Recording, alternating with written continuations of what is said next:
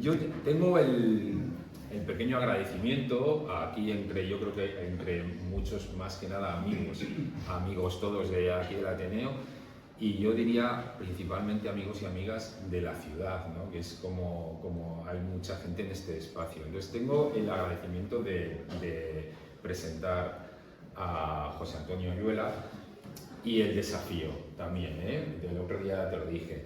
Y lo digo porque, mira, ahora estábamos hablando, Rodrigo, de las necesidades un poco de Palencia que todos tenemos en la cabeza, ¿no? A veces esas necesidades nacen del pensar en las grandes posibilidades de la ciudad, ¿no? Y las grandes posibilidades de la ciudad, yo soy de los que piensan que salen adelante a través de sueños consistentes, ¿no?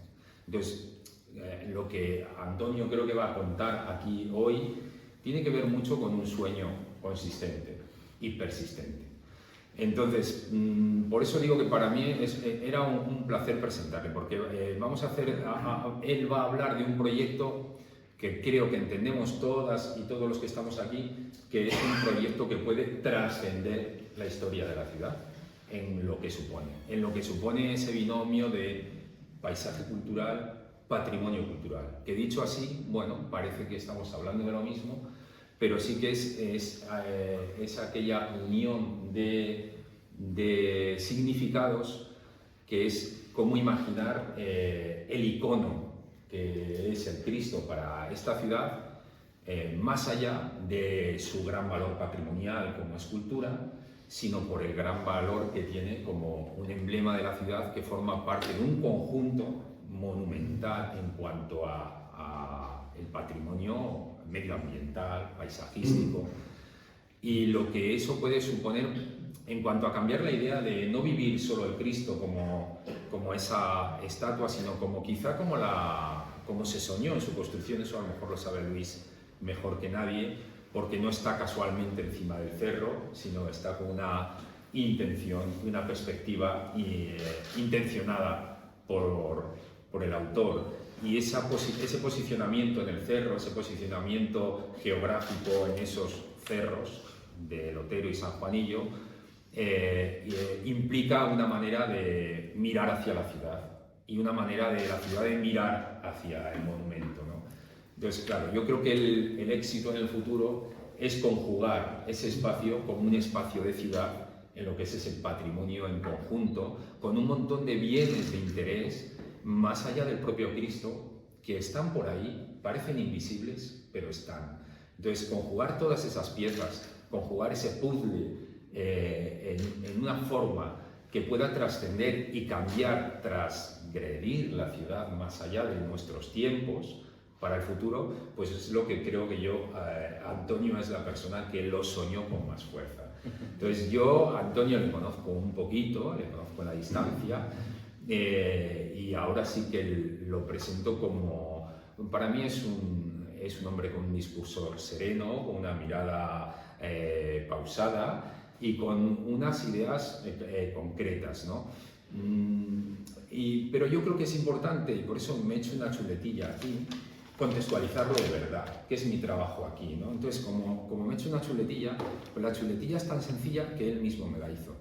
Eso tiene sus ventajas, porque creo que Antonio principalmente es un hombre de mundo, ¿no? Podríamos pensar, antes le pregunté, pero Antonio, ¿dónde eres? Y descubrí que era un cántabro, que yo no lo sabía, y eso también es importante, ¿no? Porque los cántabros son de una manera, ¿no? Entonces es importante.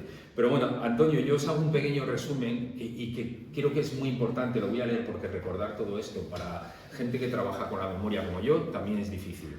Antonio es doctor en arquitecto por la ETS de Arquitectura de Valladolid y especialista en Derecho, Técnica y Gestión Urbanístico por la Fundación San Pablo CEU. Ha cursado estudios en el Politécnico de Milán, Italia, con campos de NUTI y de doctorado en Arquitectura y Ciudad en la Universidad de Valladolid. Experto en urbanismo, ordenación del territorio, paisaje, patrimonio cultural y sistemas de información geográfica. Y de infraestructuras de datos especiales. O sea, bueno, creo que es un experto en una amalgama de espacio. le diría yo, ¿no? De construcción de los espacios. Ha desarrollado numerosos estudios y proyectos técnicos y de investigación en las áreas de medio ambiente, gestión de recursos naturales, edificación, obra nueva y rehabilitación en España y en Brasil, siempre bajo el paradigma del paisaje sostenible. Para mí este es uno de los datos fundamentales, paisaje sostenible, que él va a después a contar en lo que supone este proyecto de dirección de los cerros del Otero y San Juanillo. Este epígrafe de paisaje sostenible, lo que para él supone, creo que es fundamental, como foco de análisis y como herramienta de trabajo. Es miembro de ICOMOS Brasil, grupo asesor de UNESCO para el Patrimonio Mundial desde 2016 y de los comités científicos internacionales de paisajes culturales, del ISCCL, IFLA y de ciudades y villas históricas, del CIVVIH, esto es muy complejo, es miembro de demasiadas cosas, de ICOMOS, del grupo regional ISCCL, LAC, y del grupo de trabajo HUL, Historia e Historical Urban Landscape.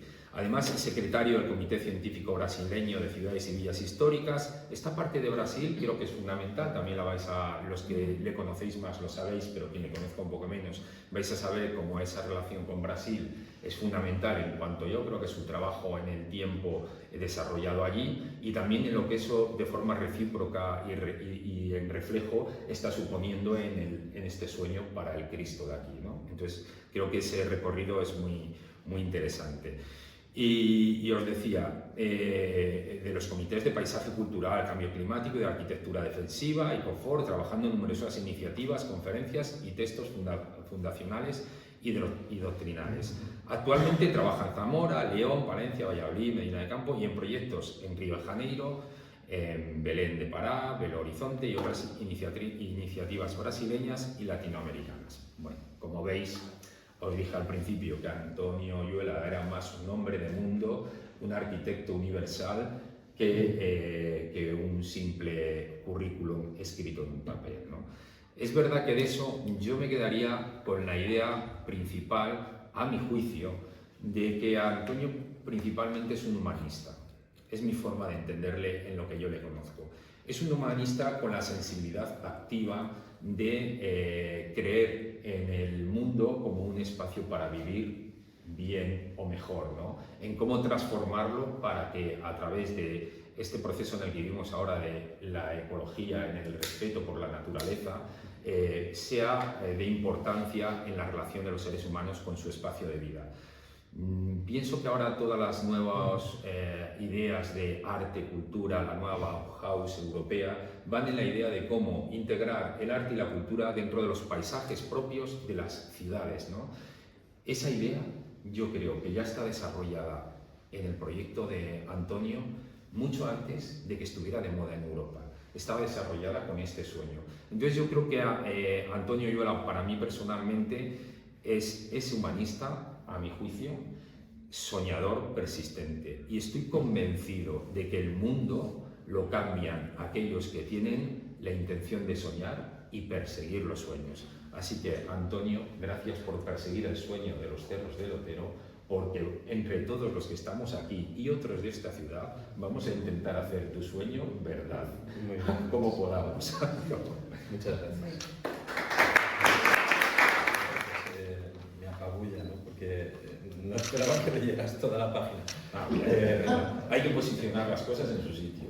Es verdad, y esto va a marcar la conferencia que os voy o la información que os voy a transmitir hoy, que cuando yo comencé a participar en este concurso yo literalmente estaba viviendo en Brasil y literalmente estaba dentro del Cristo Redentor cuando me dieron la noticia de que habíamos ganado el concurso del Cristo del Otero en Palencia, ¿no? Luego vine rápidamente, empecé a visitar y a trabajar y ya me di cuenta que los dos Cristos son del mismo año, ¿eh? Los que estáis aquí, si habéis podido venir, en el año 2021 celebramos los 90 años del Cristo del Otero y del Cristo Redentor, ¿no? Luego hay una verdadera unidad en todo eso. Y eso me afecta personalmente porque yo soy arquitecto brasileño y estoy colegiado en Brasil, pero soy arquitecto también aquí en España y colegiado en España. Por tanto, sí es verdad que hay una relación muy estrecha, ¿no?, entre los dos Cristos, y seguimos trabajando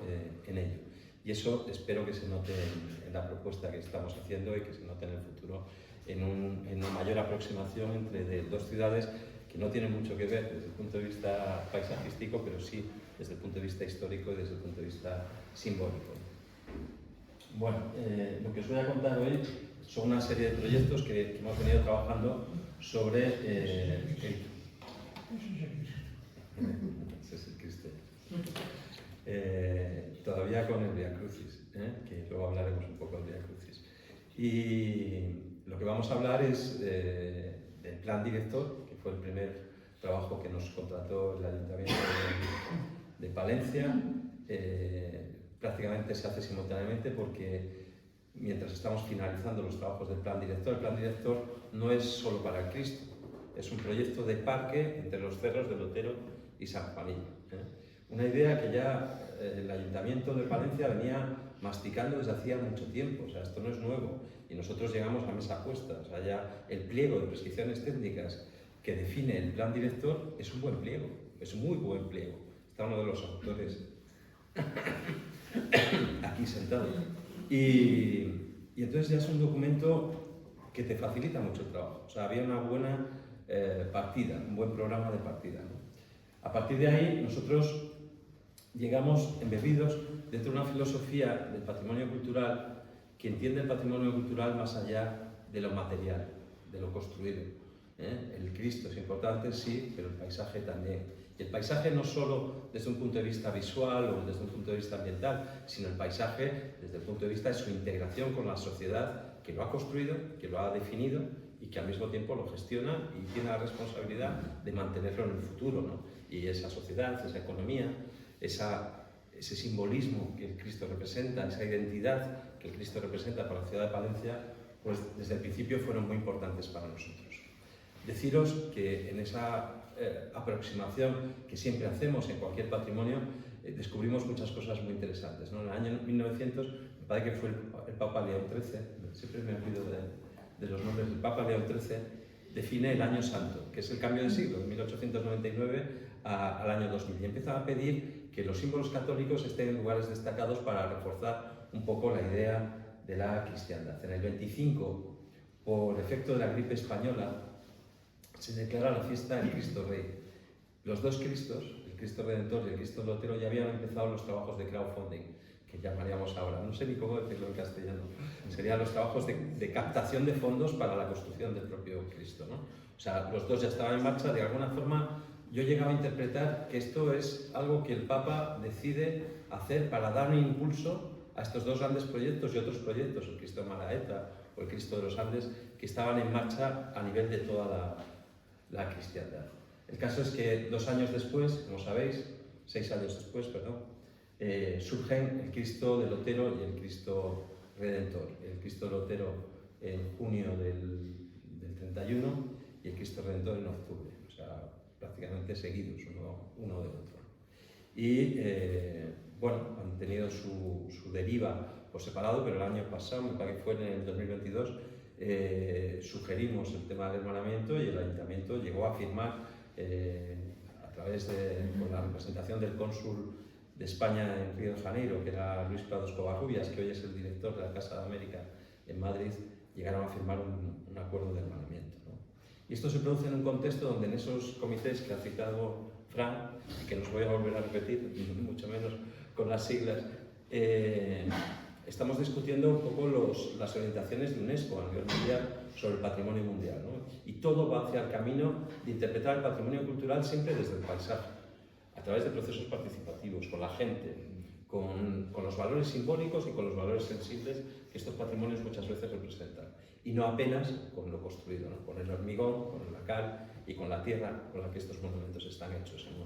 Intentar trascender eso y ir un poco más allá. Y también entender el sitio, ¿no? Porque no es cualquier sitio el Cerro del Otero, ni es cualquier sitio el Corcovado, que es donde está subido el Cristo Redentor en el Río de Janeiro. Son lugares que ya tienen una fuerza per se, una fuerza natural, una fuerza como paisajes naturales que son. Al mismo tiempo decíamos, ¿y para qué estamos haciendo esto? ¿Por qué el ayuntamiento nos encarga de hacer ahora un plan director? Claramente lo que queremos con el plan director y con todas las obras que vamos a iniciar en breve es dinamizar turísticamente la ciudad de Palencia y digamos, difundir y promover su patrimonio más allá de las fronteras de la propia ciudad, ¿no? Ese es el objetivo principal. Entonces empezamos a buscar proyectos similares que nos pudieran servir de referencia. Ponferrada, que tenía un plan director como el que estamos elaborando ahora para el Cristo del Lotero, que ha tenido vigencia durante 20 años, con una inversión de en torno de 11 millones de euros, no los 35, pero ya llegaremos. Igual Ponferrada nos pasa, si consideramos otras inversiones que ha hecho en el entorno, posiblemente ya lo superen los 11 millones. Pero ha conseguido pasar de 20.000 visitantes año a más de 200.000 visitantes año y ha conseguido que en torno del Castillo de los Templarios en Ponferrada haya 2 restaurantes con 2 estrellas Michelin. Es decir, el potencial turístico y dinamizador, económico, social, cultural de un monumento de estos puesto en su verdadera dimensión es total, ¿no? Y lo tenemos también no solo en el Castillo de Ponferrada, que como os decía ya ha abordado 3 fases de 2 millones, 7 millones y otros 2 millones de euros, fases sucesivas. Todo está encardinado dentro de un plan director que anticipa todas esas obras, pero luego los fondos, como vemos, van surgiendo como van surgiendo. Todo lo que preparamos al principio para el Cristo Redentor estaba vinculado a unos fondos que se llaman del 1,5% cultural del Ministerio de Transportes y que están vinculados a las grandes obras públicas que estáis sufriendo como palentinos, y como compensación un 1,5 o un 2% se aplicaban al patrimonio. Pero estos fondos se bloquearon y durante 4 años prácticamente no han salido. Ahora han vuelto a salir. Estamos preparando ya una nueva convocatoria, ya no para el 1,5% cultural, sino para el 2% cultural. Pero surgieron los fondos de la pospandemia, los fondos del Plan de Recuperación, Transformación y Resiliencia, que son los que hemos conseguido la primera apoyo grande, que prácticamente para lo que es el proyecto del Cristo estamos hablando de en torno de 2 millones de euros.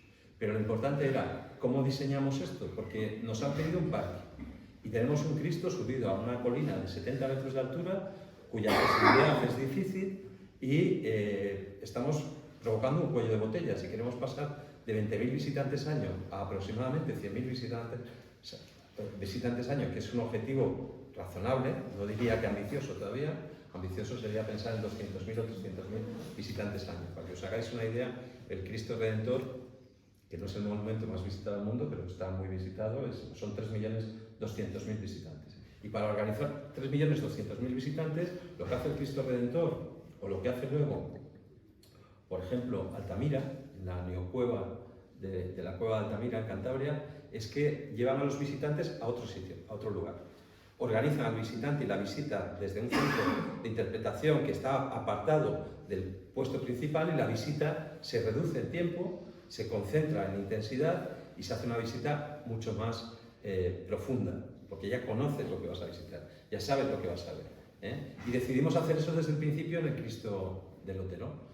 Bajar, lo vais a ver ahora en el proyecto, bajar el centro de visitantes, crear un gran centro de visitantes al lado de los 3 depósitos fantásticos del primer sistema de abastecimiento de agua de España, que son los depósitos el depósito sur, el depósito de Fernando Unamuno, el depósito de Jerónimo Arroyo y Agapito Revilla, y el depósito norte, que nunca llegó a estar activo, pero es un depósito desde el punto de vista estructural, tiene una estructura espectacular, ¿no? Y que queríamos aprovechar, y dijimos, bueno, pues vamos a aprovechar esa parte de los depósitos de agua para que sea el punto de arranque de la visita final. Y por tanto dejamos el Cristo como si fuera la gran bandera, el gran elemento. Eso pasó en la Alhambra. La Alhambra también, entre Alhambra y Generalife, tiene un estacionamiento y un centro de recepción de visitantes. Recibe a los visitantes ahí y luego los distribuye por un monumento que tiene más o menos el tamaño, cuando estamos hablando del parque de los Cerros y el Lotero, de los Cerros del Lotero y San Juanillo, estamos hablando de un parque de en torno de 300.000 a 900.000 metros cuadrados. Es mayor que la Alhambra. Es que si vamos a hacer un centro de interpretación abajo, en la base del cerro, tenemos que ver cómo subimos a la gente hasta allá arriba, ¿no? Y entonces empezamos a buscar alternativas. Una alternativa era un teleférico, otra alternativa era un túnel de casi 150 metros de longitud con 60 metros de desnivel, ¿no? Que iba a ser casi una mina. O sea, era difícil iluminarlo y era difícil darle vida a ese túnel, ¿no? Barajamos esas tres posibilidades, las analizamos desde un punto de vista técnico, de impacto visual y desde un punto de vista económico. Y acabamos decidiendo que el sistema más barato, más económico, al mismo tiempo de menor impacto y de menor influencia en la sensibilidad del visitante, era el ascensor inclinado, que te permitía, por un lado, ver la ciudad. Sabéis que el Cristo del Otero, que esto se sabe poco también, es bien de interés cultural junto con todo el centro histórico de la ciudad de Valencia. Esto es una singularidad dentro de la declaración de los BIC a nivel nacional, y yo diría que a nivel mundial. Es decir, es bien de interés cultural todo el centro histórico de la ciudad de Valencia, el Cerro del Otero y el Cerro de San Juanillo, que están a 1,5 kilómetros, que están separados del cerro, pero su vinculación histórica, su vinculación simbólica con la ciudad es tan fuerte que cuando se hace la declaración, se hace una declaración discontinua. Son 3 piezas separadas, y bastante separadas, la distancia supera el 1,5 kilómetros, pero las 3 forman parte del mismo conjunto, que es el conjunto histórico de la ciudad de Palencia. Por tanto, era muy importante mantener la conexión visual entre el centro histórico y el Cerro del Otero, ¿no? Revisamos algunas alternativas. Esto es Bellinzona, en Suiza, de Aurelio Garcetti, una obra muy interesante, pero está construido en roca, claro. Cuando tú haces un túnel en roca, es más fácil que hacer un túnel en arcillas y con margas, ¿no? Donde vas a tener que reforzar mucho esa estructura desde el principio. Vimos otro ejemplo, que es Toledo. Los que hayáis estado en Toledo, se hace una elevación a la ciudad alta, que lo hacen 2 arquitectos muy buenos, que son Martínez La Peña y Elías Torres, cortando la ladera de la ciudad y con un sistema de escaleras automáticas que se ha convertido en el verdadero acceso a la ciudad de Toledo. Subes a la parte alta y ya ves Toledo bajando, y luego te coges un taxi o hay otro pequeño ascensor en la parte baja ya para subir, ¿no? Porque Toledo es una ciudad que está completamente en cuesta.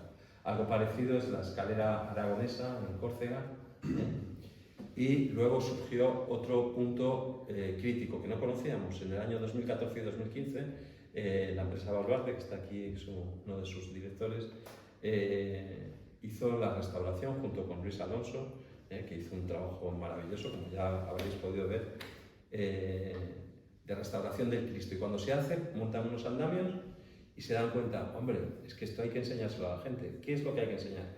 Los pies del Cristo.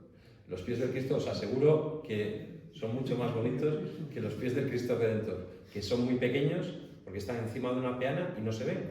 Los pies del Cristo Redentor en ningún caso se podían ver. Como sabéis, esto antes de las obras de Antonio Font de los años 70 se podía subir por la colina. Me imagino que alguno de vosotros hayáis podido incluso subir a ver el Cristo caminando, ¿no? Ahora no se puede porque hay un cinturón de hormigón armado que lo que intenta es retener una colina de arcillas expansivas que va derivando, ¿no? con los movimientos de las aguas y todo esto, y por tanto había que hacer una construcción para retener la parte alta de la colina, y eso impide que ahora podamos llegar hasta los pies del Cristo. Bueno, pues nos planteamos, esto hay que corregirlo, ¿no? Hay que poder llegar a ver esos pies del Cristo, y no solo el paisaje, tenéis las navas, tenéis el propio centro histórico, y la vista desde allí es una vista que es necesario de alguna forma fortalecer. Empezaron después que nosotros, pero ya han acabado y inaugurado los 2 ascensores de Parque Sol. Este es el tipo de elevación que estamos pensando. Es una elevación, se llaman, no son funiculares, pero son parecidos a un funicular. Es un ascensor inclinado con una capacidad entre 20 y 25 personas, que viene a tardar entre 1,5 minutos y 2 minutos en subir el tramo de 128 metros para un desnivel de 60 metros de altura. Bueno, esto quizá os lo contaré con más detalle después. Como ha dicho Fran, yo soy paisajista y me dedico mucho al tema de las infraestructuras verdes. Es como pensar la ciudad activando los servicios ecosistémicos que la naturaleza nos ofrece, ¿no? Para amortiguar la temperatura, para captar agua, para captar los metales pesados, para reducir los ruidos. Es decir, todo lo que la naturaleza nos ofrece, y eso forma parte del plan director. Lo vais a ver un poco así, aunque sea de soslayo, pero hay epígrafes específicos con el tratamiento de las plantas y los árboles desde esta perspectiva, que es una política que la Unión Europea está apoyando mucho y por la cual además podremos conseguir financiación para las obras del Cristo en el futuro.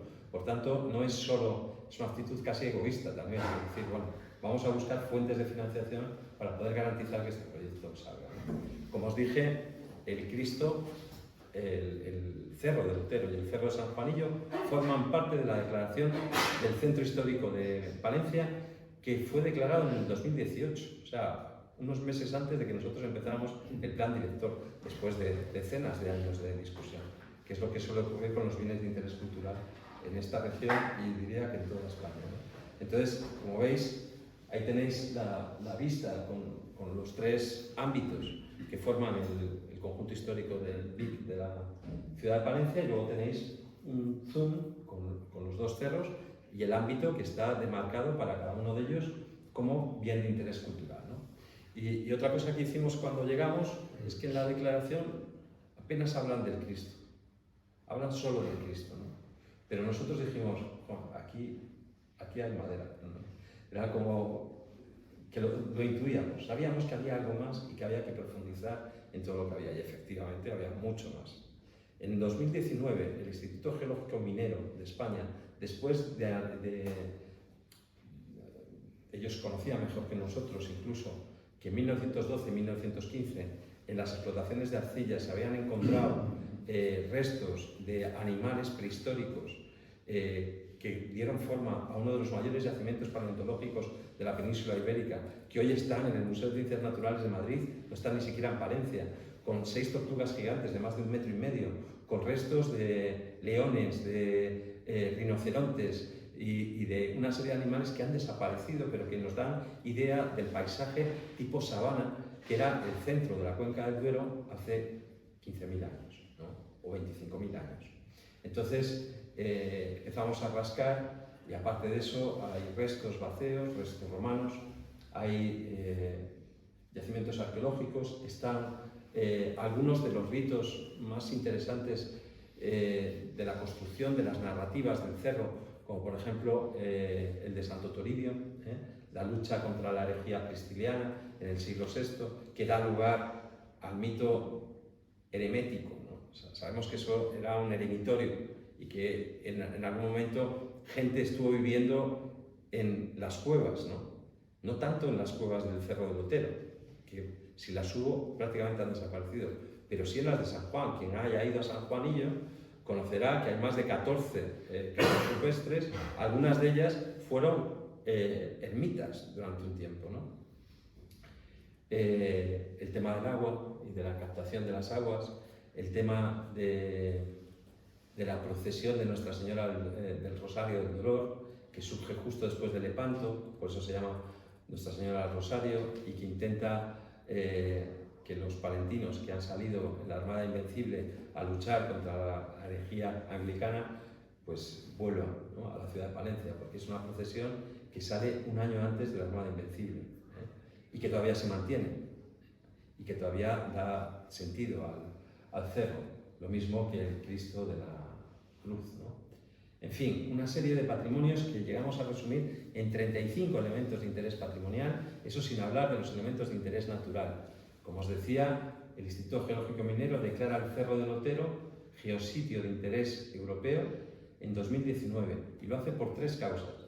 Primero, por su interés geomorfológico, es un cerro aislado singular en medio de la meseta castellana. Segundo, por los métodos que utilizaron, se llama, no voy a saber el nombre, ahora saldrá, el geólogo que hizo los estudios paleontológicos del 1915 al 1917, y que utilizó un sistema de identificación de esos restos paleontológicos que se llaman paleocanales, que es un sistema científico que hoy utilizan todos los paleontólogos, pero que fue utilizado por primera vez en el Cristo de Lutero.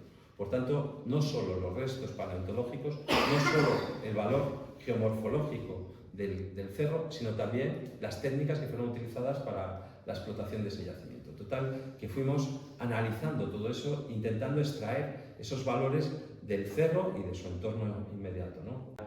Serie neogena y yacimiento paleontológico, el Cerro de Lutero, es una clasificación que se le ha dado a este punto de interés geológico europeo.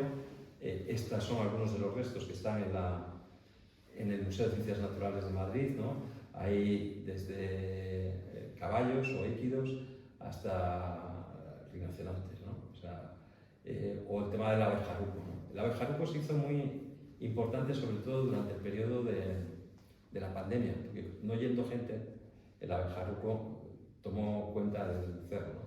Y está lleno de nidos de abejarucos, ¿no? Pero además estáis dentro de un hábitat protegido, dentro de la Directiva Europea de Hábitats, porque las formaciones herbosas, secas, seminaturales, características del cerro, pues están igualmente protegidas. Esto sin hablar que son montes públicos, que hay vías pecuarias y que hay una serie de elementos también complementarios. Quizá lo que más nos llamó la atención, y vais a ver que está muy presente en el proyecto, es el tema de los pies del Cristo y del mirador, de la parte superior de la corona, ¿no? Porque eso que siempre estuvo conectado con la montaña y por tanto era un continuo prácticamente hasta llegar al Cristo, pues se rompió en los años 70 con las obras de Antoine Font y de encintado del cerro para garantizar su estabilidad, ¿no? El tema del agua también es muy interesante. Nosotros decíamos que depósitos bonitos, ¿no? Y el proyecto es de Agapito Revilla y la ejecución fue luego de Jerónimo Arroyo. Tenéis uno de los sistemas de abastecimiento de agua pioneros de España, y eso de alguna forma también creíamos que había que mantenerlo e integrarlo dentro del proyecto. Y un último punto que me gusta también destacar, que es algo que he discutido mucho con Luis en muchos momentos, que es el tema de los viacrucis, ¿no? Nosotros habíamos trabajado en Montealegre de Campos y en toda esta zona siempre los pueblos suelen tener un viacrucis que conecta una de las capillas principales del núcleo con alguna ermita que está afuera, ¿no? En este caso era en la subida al cerro, había un viacrucis que en la carretera que se construye en los años 60 acaba desapareciendo, ¿no? Y vais a ver que dentro del proyecto nosotros queremos recuperar ese valor simbólico que representa tanto el viacrucis como la propia fiesta del pan y el quesillo, ¿no? Que, bueno, no os lo voy a contar, porque sois todos fantinos aquí, yo soy santanderino, pero es la fiesta con la que más se identifica la ciudad de Palencia, ¿no? Y tiene que ver con esa llegada de Santo Toribio, el tema de la lucha contra los priscilianos, las inundaciones del río Carrión, cuando va al pueblo a pedirle perdón y le recibe con pan y queso, pues claro, aquello es maravilloso, ¿no? ¿Cómo no recuperar eso e integrarlo dentro del proyecto, ¿no? Y las vistas, Las vistas, yo he subido 2 veces a la corona, es un esfuerzo porque tiene que ir al ayuntamiento, ponerte una escalera, tienes que subir 7 metros de altura y hay un cierto riesgo. He llegado a subir al Cristo. Yo creo que soy de las pocas personas del mundo que ha subido a los 2 Cristos por dentro, porque también subí al Cristo Redentor. Y es muy complicado, ¿no? El otro día decía el director general de turismo, si no sería bueno hacer una escalera para subir al Cristo. Es imposible, es prácticamente imposible. Tendría que ser una cápsula, tendría que ser persona a persona. El coste sería tan alto que no valdría la pena. Pero sí subir a los pies del Cristo, poder ver los pies, poder ver la textura del Cristo. El Cristo tiene un remate, ¿no? de todo el hormigón, con piedras, con azulejos, que es muy bonito visto de cerca, y no se percibe prácticamente cuando estás alejado, y sobre todo, como decía, las vistas que hay desde allí. Pero el tema del Vía Crucis es curioso porque cuando subís, quienes hayáis subido por la carretera al Cristo, veréis que hay una serie de piedras por ahí desperdigadas, ¿no? Muchas de ellas proceden de ese antiguo Vía Crucis y fueron utilizadas como bancos, son como pequeñas zonas de estancia en la subida al Cristo y que queremos de alguna forma no solo recuperar, sino potenciar con un elemento simbólico importante que nos pueda transmitir una idea, ¿no? Esto es de otros de los trabajos que yo hice, João Cândido Portinari, uno de los grandes artistas brasileños, un Vía Crucis que hace para la iglesia de Pampulha, que hoy es patrimonio mundial, o Victor Belcheret, un artista contemporáneo, pero este escultor y no pintor, que hace también estas esculturas modernas, características del modernismo tropical brasileño, ¿no? Yo me gustaría, y siempre voy a defender aquí y delante de quien haga falta, que algo parecido lo hiciera un artista como Luis Alonso, ¿no? que sería maravilloso volver a retomar ese Vía Crucis con obras de un artista como el que tenéis aquí en Valencia, ¿no? Bueno, y con todos estos mimbres tenemos que hacer un plan director que recoja todo este valor y lo ponga en desarrollo. El plan director, como os decía, tenía por objetivo un parque de 350.000 metros cuadrados, pero nosotros casi siempre nos pasa, ¿no? nos pasamos de frenada y nos fuimos a un parque de casi 900.000 metros cuadrados. Efectivamente, en la primera etapa nos atenemos a unos 11 a 13 millones de euros, dependiendo de algunas de las intervenciones, pero en la etapa 2 y en la etapa 3 pues ya subimos creando el famoso Jardín de las Hespérides. Luego veréis por aquí, está aquí esta zona de aquí, que sería un gran anfiteatro natural de plantas, de árboles frutales para hacer espectáculos al aire libre y poder tener allí prácticamente a media Palencia viendo espectáculos. Esa es la zona de la segunda explotación de arcillas. La primera explotación de arcillas vino más o menos aquí. Hablamos con la asociación de amigos de la lavanda y había una idea de crear un gran campo de lavanda demostrativo con 5 tipos de lavanda diferentes en lo que es entre la carretera de Santander y el Cristo, como base de todo eso, y luego este gran parque que está ahí, que es la parte del anfiteatro para eventos. Pero quizá lo más llamativo, lo que siempre se ha puesto más en solfa, es el CIPAM, el Centro de Interpretación del Paisaje, Arte y Naturaleza, que sería el punto de arranque. Al lado del Depósito Sur, la idea es poner un edificio que sirva de museo y de centro de interpretación, es decir, que desde esta puerta de aquí, que está al lado de la fuente, los que hayáis subido al cerro antes de coger la cuesta, hay una fuente, ¿no? Esa fuente está a una cota de 768 metros sobre el nivel del mar, que es justo este punto, ¿vale? Y la idea es que desde ese punto hasta el Cristo, hasta arriba, pues pueda subir alguien incluso en silla de ruedas. Es decir, favorecer la accesibilidad universal y garantizar que cualquier persona con cualquier deficiencia pueda subir hasta el Cristo del Otero sin tenerse prácticamente que mover, ¿no? En apoyo de distintas infraestructuras que vais a ver ahora. Esta es un poco la imagen de la primera fase del Cristo. Hay otra idea también muy interesante que estaba en el pliego, que no la hemos inventado nosotros, ya estaba ahí y tiene mucho que ver con la propia historia de Palencia, ¿no? Que era un jardín de esculturas. Yo cuando lo vi en el pliego me sorprendió. O sea, que hay que hacer un parque con un jardín de esculturas. Y entonces decidimos que el Depósito Sur podría ser 3 jardines. El Depósito Sur son 3 tanques de 4.000 metros cúbicos. Y el Depósito Norte son 2 tanques de 5.000 metros cúbicos cada uno. Este le dedicaríamos a un jardín de esculturas, a un museo al aire libre, y ese le dedicaríamos a un vivero para la producción de las propias plantas que van a ir luego al parque. Y además para experimentación con las 2 mejores escuelas de España de agricultura y forestales, que son las de Palencia. Es curioso que también es algo que no está suficientemente imbricado. Yo en el año 2016, le contaba a Fran el otro día, inauguré el Congreso Forestal Español dando una clase justamente sobre infraestructuras verdes y quien me invitó era el director de las escuelas forestales de aquí.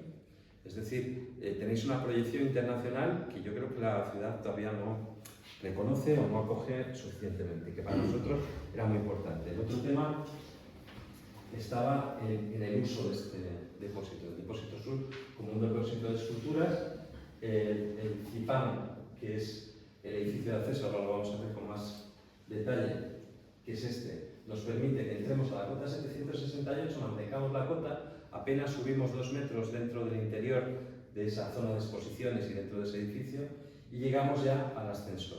El ascensor arranca a 770 metros y sube hasta la cota de 830 metros, que es la actual plataforma donde está el Cristo. Y desde ahí hasta arriba tendríamos otro ascensor, que es las primeras obras que vamos a abordar por parte del Ayuntamiento, que subiría 7 metros más 3 metros que se suben en una rampa. Ya os voy a explicar por qué hay una parte que se sube en rampa. Por tanto, el CIPAM, esta sería la gran puerta de acceso al Cristo, ¿vale?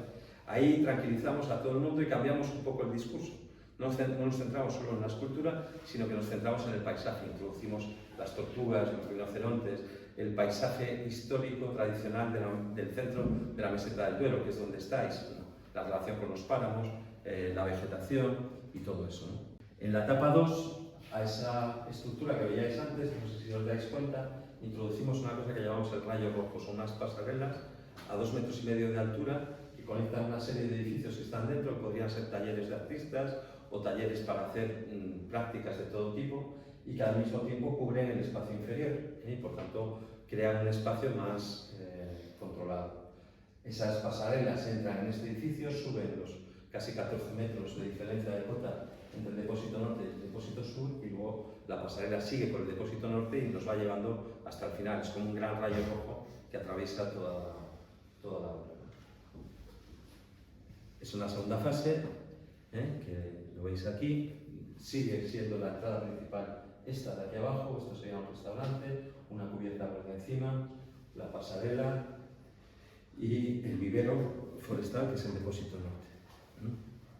Estas son algunas imágenes solo del proyecto como está. Y en una tercera fase, esto ya sí para el 2050, que es cuando llegamos a los 30 millones, es la cubierta total de esta parte. Esto es vidrio, esto es cubierta verde, y la cubierta total del vivero, con unas cubiertas de estas solares que pueden cambiar en función del tipo de planta que estés plantando en ese momento, o del momento del año en el que estés, ¿no?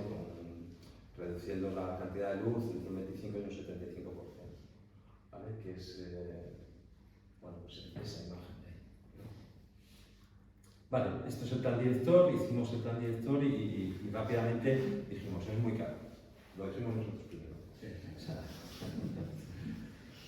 no lo dijo solo el ayuntamiento, lo dijimos nosotros primero. Es muy caro, vamos a buscar dinero, nos vamos a ayudar a buscar dinero.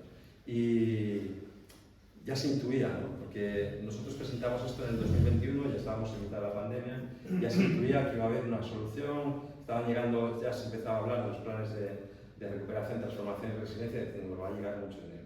Si nos preparamos y priorizamos este proyecto frente a otros proyectos, aquí podemos aplicar parte de los fondos que van a llegar de la Unión Europea. Y efectivamente, así fue. El primer proyecto solo afectaba a lo que está a colores, que eran las plazas de Vía Crucis, la zona superior del ascensor superior, mejorar un poco el entorno del depósito sur y un aparcamiento que en principio iba a ir aquí a media ladera para resolver el tema del acceso al Cristo.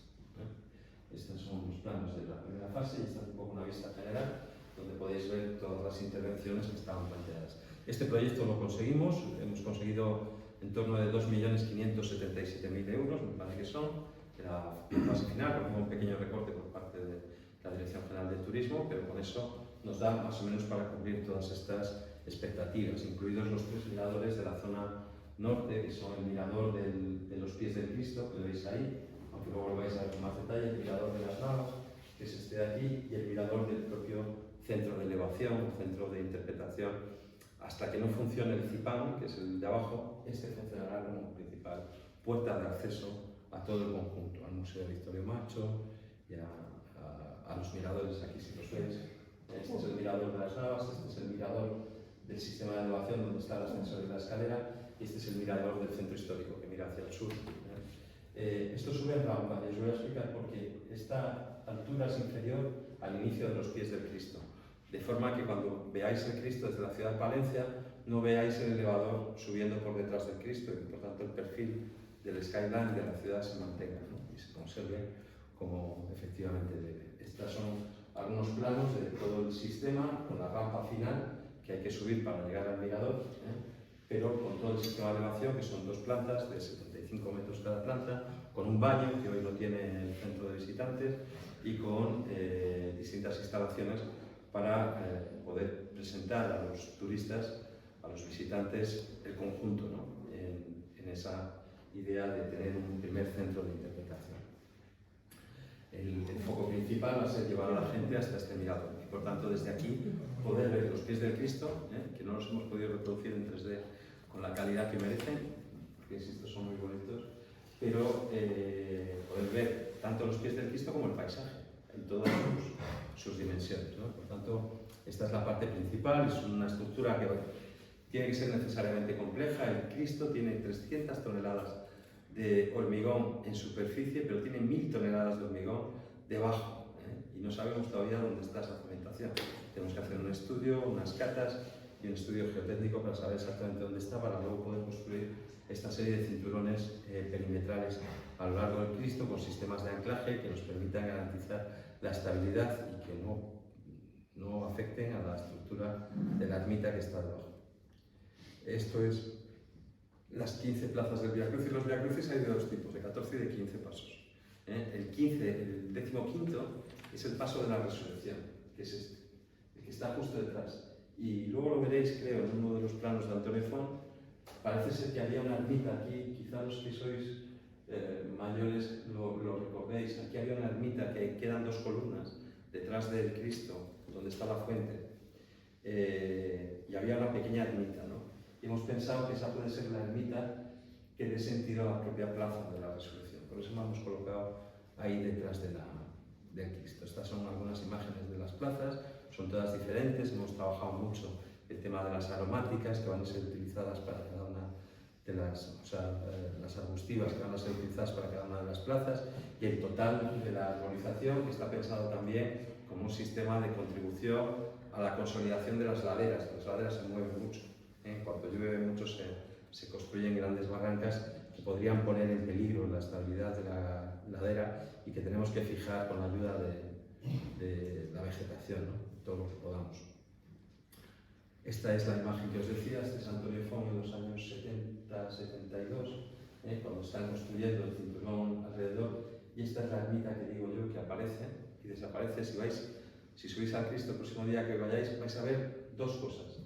Una es esta puerta, hay una doble plataforma detrás del Cristo, son unas obras posteriores del año 84, pero si vas por la plataforma de arriba, hay una primera puerta que es esta, que era la puerta de salida de la ermita hacia la casa del ermitaño, y hay una segunda, que es una especie de muro que está perforado, que debe ser esta ermita de aquí, y que es donde queremos hacer la plaza de la resurrección, que sería la plaza final. ¿Vale? Esto es lo que nos preocupa, o sea, cómo está anclado el Cristo, cómo está apoyado, y tenemos el gusto, el placer y la suerte, ¿no?, de tener a Luis Alonso, que estuvo dentro, que lo conoce. Entonces, a través de la interpretación de Luis Alonso, el propio Alfredo Trueba hizo estas imágenes para intentar interpretar cómo funciona esa cimentación. Entonces, esto que habéis visto es el proyecto inicial que fue aprobado, de los 2,5 millones, y al mismo tiempo el plan director entendido como un plan de un parque para los cerros del Otero San Juanillo. Ahora estamos ya trabajando en el 2% cultural, que se entrega ahora a mediados de octubre, intentando ya introducir el tema del ascensor principal del cerro. Es un tema delicado que tendremos que discutir también con la gente de patrimonio, pero le hemos apartado, le hemos colocado un poco a la izquierda, le hemos colocado en las cotas adecuadas para garantizar esa continuidad y esa accesibilidad universal, y ya estamos trabajando en el proyecto final de cómo esas piezas encajarían y al mismo tiempo servirían para dar un acceso al vivero, y activar el vivero cuando fuera necesario. Este sería el embarque del ascensor, esta es la parte del desembarque en la llegada al Cristo, y luego el tratamiento de todo el entorno del depósito sur, ¿no? Estas son las obras que estamos ya trabajando. Este es el ascensor tipo que estamos pensando, no es un funicular, es un ascensor inclinado.